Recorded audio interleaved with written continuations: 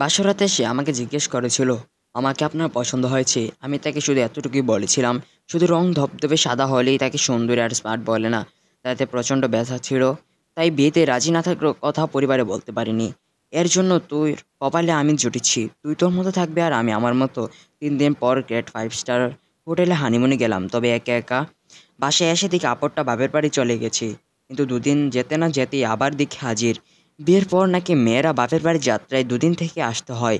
প্রতি রাতে তার সাথে ঝগড়া করতে হতো, কারণ মশাইটা আমাকেই টানিয়ে দিতে হতো। হঠাৎ এক মধ্যরাতে আমার কানের কাছে মুখ এনে চিৎকার দিয়ে বলেছিল, ভালোবাসি ভালোবাসি ভালোবাসি, তুমি আমাকে ভালোবাসো না? চোখ রাগিয়ে বলেছিলাম, তার 14 গোষ্ঠীকে ভালোবাসি। শুধু হলো আক্রমণ, পাল্টা আক্রমণ। মেয়ে মানুষের বাবা কখন কী করে বসে, ভয়ে তাই বাথরুমে ঢুকলাম। এবার শান্তি। হঠাৎ ভেতর থেকে শুনলাম আমার মোবাইলে রিং বাজছে।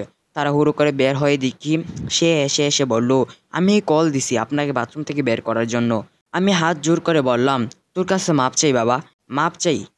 প্রাকৃতিক সৌন্দর্যের লীলাভূমি শ্রীমঙ্গলে গেলাম চা বাগান দেখতে। হঠাৎ তার কল পেলাম, এই শোনো, আমার জন্য 1 কেজি তাজা চা পাতা নিয়ে এসো।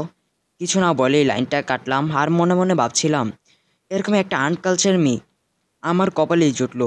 অনেক রাত করে বাসায় ফিরলাম। সে বিছানা থেকে নেমে এগিয়ে এসে বলল, আজ আমি নিজ হাতে আপনাকে খাইয়ে দেব, যদি আপনার কোনো বাধা না থাকে।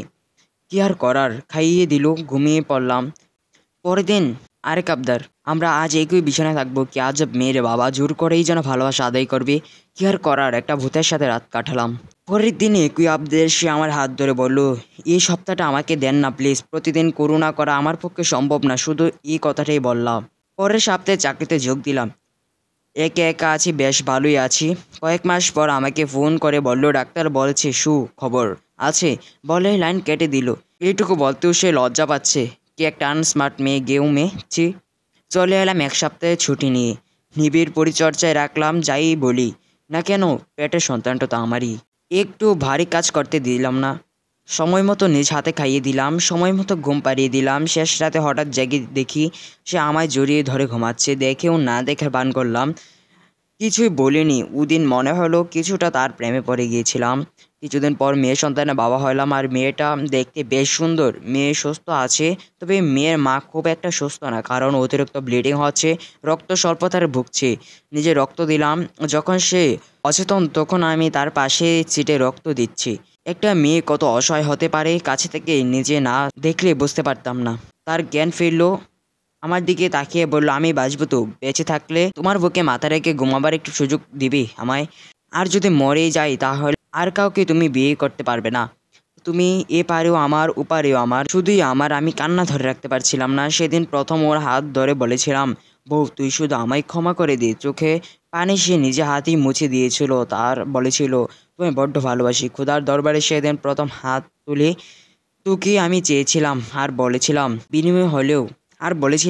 বিনিময়ে হলেও আমার বউটাকে ভালো করে দাও খোদা। ততক্ষণে ডাক্তার এসে বলল, কেটে যাওয়া রোগের মাথায় ক্যাথেটার লাগানো আছে, সেটা বের করতে ছোট একটা অপারেশন লাগবে। এ বলে আমার সামনে দিয়ে আমার বউটাকে নিয়ে যাচ্ছিল। অনেকক্ষণ যাবত অপেক্ষায় আছে, আমার বউটা সুস্থ হয়ে ফিরবে। কিছুক্ষণ পর ডাক্তার আমায় ডেকে নিয়ে বলল, সরি, আমরা বাঁচতে পারলাম না।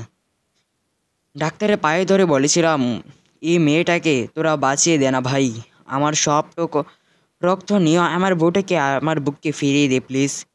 ওরা আর শুনলই না। সব ডাক্তাররা আমার ছোট্ট মেয়ের দিকে তাকিয়ে, আমার মৃত বউটার দিকে তাকিয়ে চোখ মুছছিল।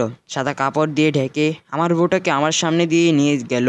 শেষ বিদায় দিয়ে যখন ফিরছিলাম তখন বারবার যেন কানে সে কথাগুলো বাজছিল, 1 সপ্তাহটা আমাকে দিয়ে দেন না প্লিজ, আমার জন্য 1 কেজি তাজা চা পাতা নিয়ে এসো। তাকে ছাড়াই প্রায় 5 বছর একা কাটিয়ে দিয়েছিলাম, তবে তার স্মৃতিগুলো আমার সাথেই আছে। আর আমার মেয়ের 5ম জন্মবার্ষিকী, সে আমায় জড়িয়ে ধরে জিজ্ঞেস করলো, বাবা তুমি কি আজও আমার সে আন্ট কালচার মাকে ভালোবাসো?